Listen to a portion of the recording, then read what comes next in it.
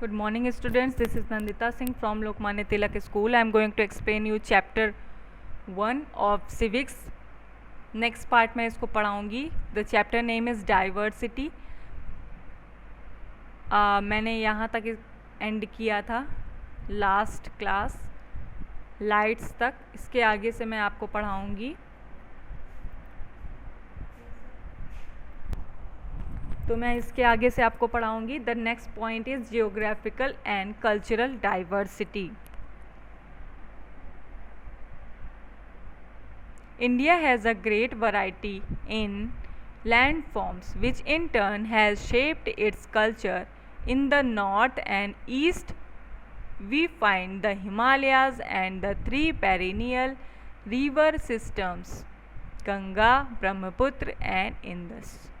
क्या दिया है? India has a great variety in land forms. Land में भी इंडिया की बहुत वैरायटी है, बहुत डिफरेंसेस है, बहुत बड़ी मात्रा में लैंड्स फैली हुई हैं. कौन कौन सी? विच इन रिटर्न हैज़ शेप्ड इस कल्चर, जिसने अपने कल्चर को, जिसके अकॉर्डिंग कल्चर में भी काफ़ी डिफरेंसेस है. उन्होंने अलग अलग लैंड के अलग अलग कल्चर्स हैं जिन्होंने अपने अकॉर्डिंग उन्हें शेप दिया हुआ है. In the north and east, north और ईस्ट में क्या मिलता है हमें? वी फाइंड हिमालयाज, हमें हिमालय मिलते हैं. And the three perennial river system. Perennial means होता है 12 मासी, 12 मास वाले, मतलब 1 ईयर वाले. And the three perennial river systems. Three perennial river system कौन कौन से? Ganga, Brahmaputra and Indus. तो ये सारी नदियाँ उनमें मिलती हैं. किनमें मिलती है? हिमालयाज़ में. The west is marked by a rough terrain and a desert, while in the south we have the coastal regions. क्या होता है? The west is marked by a rough terrain. Terrain means होता है इलाका. The west is marked by a rough terrain. West में rough lands हैं. And desert, while, और desert हैं. डेजर्ट मीन्स रेगिस्तान होता है, आप सबको पता है. And while in the south we have a coastal region. और साउथ में क्या है? कोस्टल रीजन्स हैं. These geographic divisions have had a lasting influence on the eating habits. These geographic divisions, जो ये जियोग्राफिक डिवीज़न्स हैं, जो भौगोलिक इनकी डिफरेंसेस हैं, लैंड्स हैं, इसमें क्या होता है? Had a lasting influence on the eating habits. इसी के अकॉर्डिंग उनकी ईटिंग हैबिट्स में भी डिफरेंसेस है. ईटिंग हैबिट्स में डिफरेंसेस है, और क्लोथिंग्स में डिफरेंसेस है, और कस्टम्स में, प्रथाओं में डिफरेंसेस है. इकोनॉमिक एक्टिविटीज़, वो जैसे बिजनेस करते हैं, कोई काम करते हैं, उसमें डिफरेंसेस है जो कि उस क्षेत्र के होते हैं. गिविंग राइज टू डाइवर्सिटी, जो कि विभिन्नताओं को जन्म देते हैं. यहाँ पर क्या बताया जा रहा है कि पहले तो डिफरेंसेस मैं बता रही थी कि आपको लैंग्वेजेस में थे, फूड में थे, फेस्टिवल्स में थे. अब क्या बताया जा रहा है कि जियोग्राफिकल एंड कल्चरल डाइवर्सिटी भी है. मीन्स जैसे जैसे अलग अलग देश के अलग अलग जगह के चीज़ें हैं, उन्हीं के अकॉर्डिंग उनकी संस्कृति भी है. मतलब अपने लोकेशन के हिसाब से वो अपनी ईटिंग हैबिट्स, क्लोथिंग हैबिट्स और कस्टम्स को फॉलो करते हैं. For example, people living in the mountainous. For example, people living in the mountainous area of Ladakh depend on sheep, goats and cows for their food requirements, as very little agriculture is possible here. क्या होता है? For example के लिए क्या बताया जा रहा है? People living in the mountainous area of Ladakh. Ladakh जो कि एक माउंटेनियस एरिया है, वहाँ पर जो लोग रहते हैं वो किस पर डिपेंडेंट होते हैं? शीप पर, गोड्स पर, काउज पर, फॉर देयर फूड रिक्वायरमेंट्स. अपनी खाने पीने की रिक्वायरमेंट्स के लिए, ज़रूरतों के लिए वो शीप पर, गोट पर और काऊ पर डिपेंडेंट होते हैं. As very little agriculture is possible here. और यहाँ पर इतनी ठंड होती है, इसी की वजह से यहाँ पर क्या है? वेरी लिटिल एग्रीकल्चर, बहुत कम कृषि यहाँ पर हो पाती है, पॉसिबल होती है. They wear warm.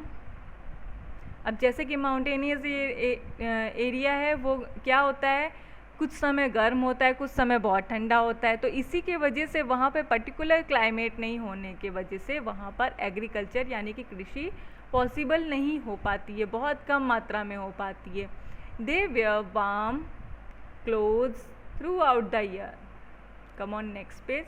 क्या होता है कि दे वेयर वार्म क्लोथ्स, गर्म कपड़े पहनते थ्रू आउट द ईयर, पूरे साल गर्म कपड़े पहनते हैं। The main source of their earning is wool, और उनकी अर्निंग की, कमाई की सबसे मेन सोर्स क्या है, वूल है, ऊन है।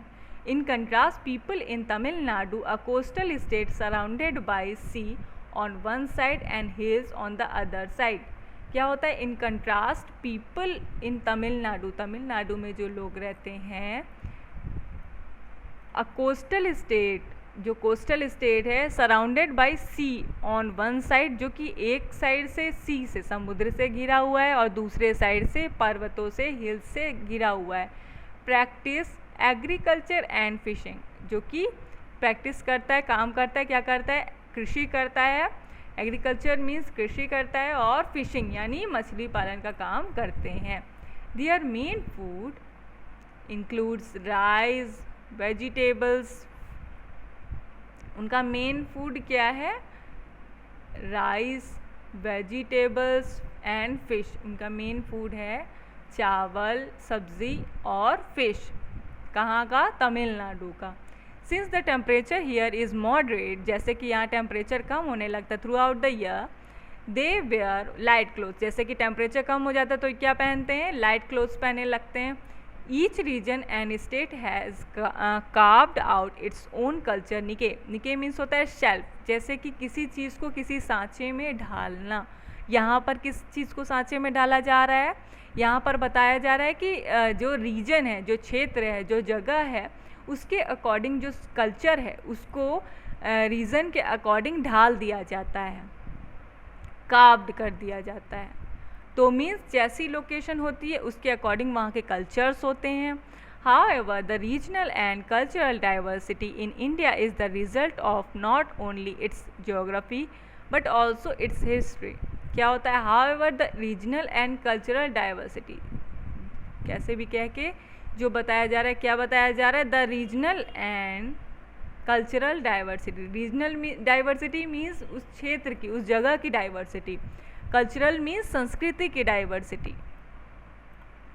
इन इंडिया, जो कि भारत में, is the result of not only in its geography, जो कि रीज़न है किस चीज़ का, जो कि उसके ज्योग्राफी के अकॉर्डिंग, मीन्स उसके लोकेशन के अकॉर्डिंग, लैंडफॉर्म्स के अकॉर्डिंग नहीं है, बल्कि इसकी हिस्ट्री के अकॉर्डिंग भी है। मीन्स इसका मतलब क्या है कि जो वहाँ पर लोग रहते हैं, अलग अलग जगहों पर जो लोग रहते हैं, उनकी संस्कृतियों में जो डिफरेंसेस है वो ज्योग्राफी के अकॉर्डिंग तो है ही, उसके साथ साथ हिस्ट्री के अकॉर्डिंग भी है। हिस्ट्री मीन्स जो पहले से चली आ रही हैं परंपराएं, उनके अकॉर्डिंग भी है।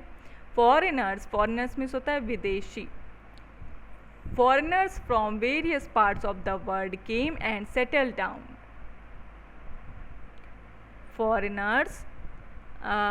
Foreigners from various parts of the world came and settled down in India. Foreigners means विदेशी बहुत सारे आते हैं जो कि संसार के बहुत से अलग अलग क्षेत्रों से आकर के हमारे इंडिया में आकर के सेटल डाउन हो जाते हैं, बस जाते हैं। फिर क्या है, they also added to the cultural diversity. They also added to, और अपनी संस्कृति को ला करके, जो कि अलग अलग संस्कृति से बिलोंग करते हैं, अलग अलग कल्चर से बिलोंग करते हैं, वो यहाँ आकर के बस जाते हैं और अपनी चीज़ें, अपनी संस्कृति को अपनाने लगते हैं, यहाँ कर भी यहाँ की भी चीज़ों को फॉलो करने लगते हैं। They brought with them their own customs and practices. जैसे कि मैंने अभी आपको बताया कि वो अपनी संस्कृति को, अपनी प्रथाओं को यहाँ इंडिया में ले आते हैं, विच इंटरमिंगल मीन्स होता है मिलना, with the existing ones, giving it a composite structure. Composite means unit. और इंडिया में वो सारी प्रथाएं जो फॉरेन की हैं वो आकर के मिल जाती हैं हमारी संस्कृति में और उसे एक एकता का रूप दे देती हैं। For example, the Mughals brought with them the Persian language which merged with Hindi to give rise to a new language Urdu. क्या बताया जा रहा है? फॉर एग्ज़ाम्पल, मुग़ल जो हमारे भारत में आए थे उन्होंने पर्शियन लैंग्वेज को मर्ज किया था किसके साथ? पारसी लैंग्वेज को किसके साथ मर्ज किया था? हिंदी के साथ मर्ज किया था। और जो कि जिसने किस भाषा को जन्म दिया? उर्दू को जन्म दिया। It became the lingua फ्रैंका of India under the Mughals. Lingua franca means a common language, the language that can be used by anyone. It became the lingua franca और जो कि एक कॉमन लैंग्वेज बन गई भारत की अंडर द मुगल्स के under में। And even today is one of the official language, और आज भी ये एक ऑफिशियल लैंग्वेजेस में से एक है। To understand how geographical and historical factors affect the diversity of an area, let us take a look at how life exists in two different parts of the country, Kerala and Ladakh. क्या बताया जा रहा है कि to understand how geographical and historical factors affect the, अगर हमें ये समझना हो कि जियोग्राफिकल और हिस्टोरिकल फैक्टर कैसे एक दूसरे से डाइवर्स करते हैं, कैसे अलग हैं, let us take a look at how life exist in two different parts. हमें ये देखना पड़ेगा कि हमारी लाइफ कैसे एग्जिस्ट करती है टू डिफरेंट पार्ट में। कहाँ कहाँ पर? केरला और लद्दाख में, मीन्स इन दोनों में डिफरेंसेस बताया जाएगा। How they made India their home.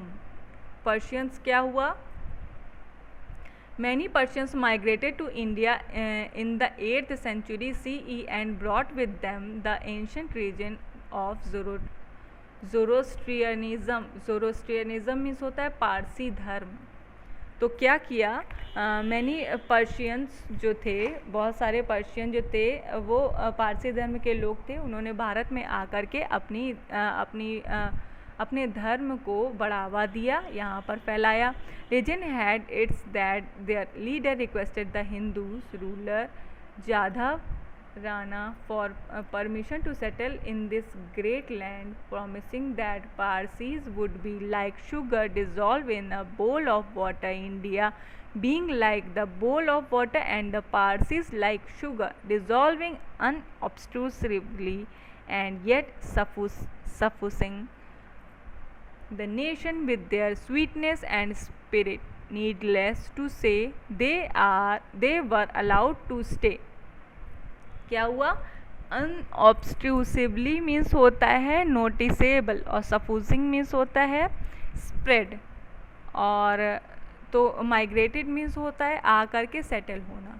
तो क्या हुआ कि पारसी लोग जब फॉरेन से हमारे देश में आकर, इंडिया में आकर के बस गए, तो उन्होंने अपने धर्म को बढ़ावा दिया। ज़ोरोस्ट्रियनिज़्म पारसी धर्म को बढ़ावा दिया, और उन्होंने हिंदू रूलर, जो हिंदू शासक थे जाधव राणा से ये परमिशन मांगी कि वो यहाँ पर आकर के हमारी ज़मीन पर आकर के बसना चाहते हैं। वो पारसी धर्म को हिंदू धर्म में ऐसे मिला देंगे जैसे कि हमारे इंडिया में ऐसे आकर के वो खुद मिल जाएंगे, जैसे पानी में एक पानी भरे बोल में कटोरे में कोई चीनी घुल जाती है, वैसे ही वो हमारे देश में आकर के डिज़ोल्व हो जाएंगे।